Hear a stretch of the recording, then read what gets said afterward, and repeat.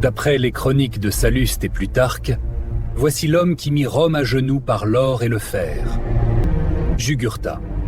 Jeune prince bâtard, Jugurtha fut envoyé à Numance, en Espagne, servir aux côtés des légions romaines.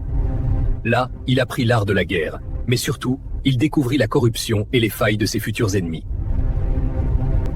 De retour en Numidie, la mort de son oncle Micipsa ouvrit la voie au pouvoir. Jugurtha, assoiffé de pouvoir, ne tolérera pas le partage du trône avec ses cousins. Le sang allait couler. Adherbal, l'un de ses cousins, supplia Rome. Mais Jugurtha, connaissant leur faiblesse, utilisa son or pour acheter les sénateurs.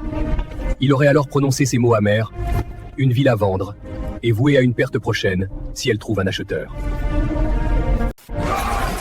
En Rome envoie ses légions, mais Jugurtha refuse la bataille rangée. Il attire l'ennemi dans les montagnes de l'Atlas, transformant le terrain en une arme mortelle.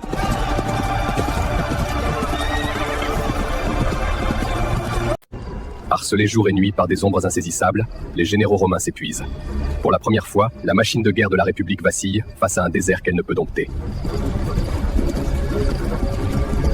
Jugurtha ne put échapper à la trahison. Son beau-père, le roi Bocchus de Maurétanie, se rangea du côté des Romains. Le grand roi numide fut ainsi confronté à un destin qu'il ne pouvait contrôler. Sa résistance reste un témoignage de courage et de la complexité des empires.